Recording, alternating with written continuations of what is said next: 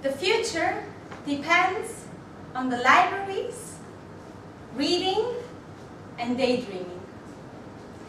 These are Neil Gaiman's words in an interview last week with the press.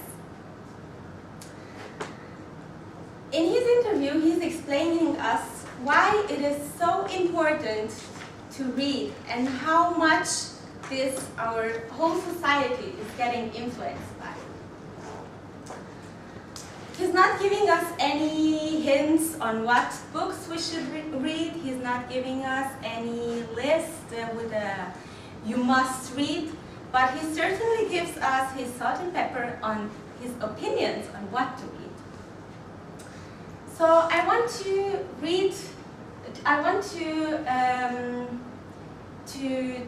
a quote from Neil Gaiman, which, by the way, if you didn't know who he was, he's an English author.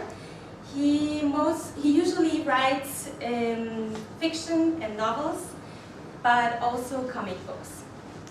So let me read his quote.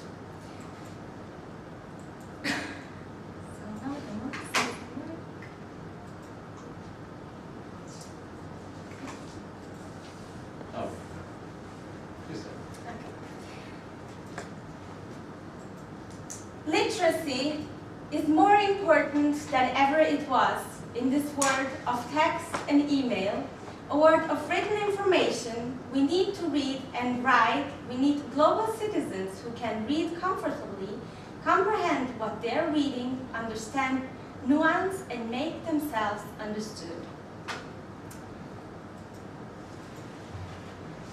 For some reason, this should work in a different way. And exactly this is my point. How do we make ourselves understood? It's quite an issue if you think about it, if you get misunderstood. So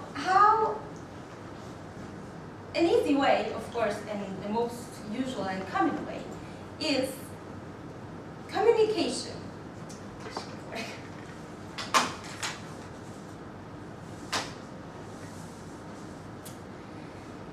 And communication, the word itself, it comes from the Latin communicare, and it means to share. So I found out, for myself at least, it's not a written rule, or I actually didn't really Google it up, but for myself I found 4 key elements that you need for efficient communication.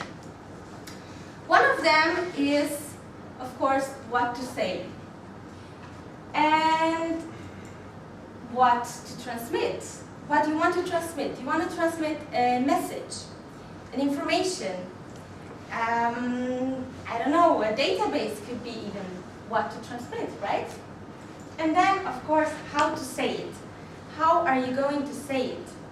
You can do a presentation, like I do right now. You can send a text message, you can phone, whatever you wish. And last but not least, you need to have a receiver, because with no receiver, there is no real communication. So if you have all these 4 elements, you could probably have a good base for a good and efficient communication, right? Now, let's see what happens if one of these key elements is missing or maybe misunderstood. I want to pep up the session a bit and bring up my little friend from childhood, Fred Flintstone. He's walking on the street and he suddenly sees this.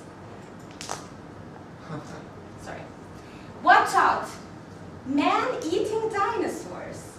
And he already imagines, he puts the steak on the grill, he makes a nice barbecue. But you know what?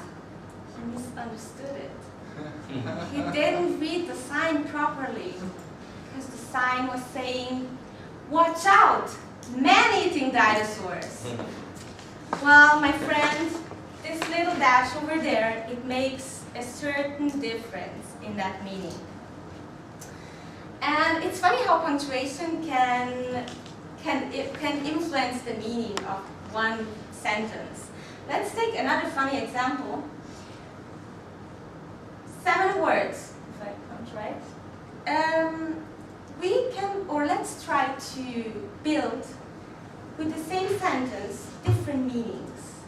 Let's find out how. Punctuation. Mother, said Betty, is a very pretty woman. Mother said Betty is a very pretty woman. Mother said Betty is a very pretty woman. Mother said Betty is a very pretty woman. You can feel the nuances, how you can also see it by punctuation, but also feel it, and it totally makes a difference. So, even though punctuation nowadays is not so important, it should be, because it totally makes a difference. And I want to stop here for a second and think how important and how crucial it is for us to communicate, and even more important to get understood. This is why it's important to read, because reading makes us more intelligent. It makes us think. It makes us imagine. Just look around you. Think about a simple object like a chair. Somebody imagined that chair once upon a time, and this is the result. So my advice to you: don't stop to read, don't stop to write, and don't stop to write.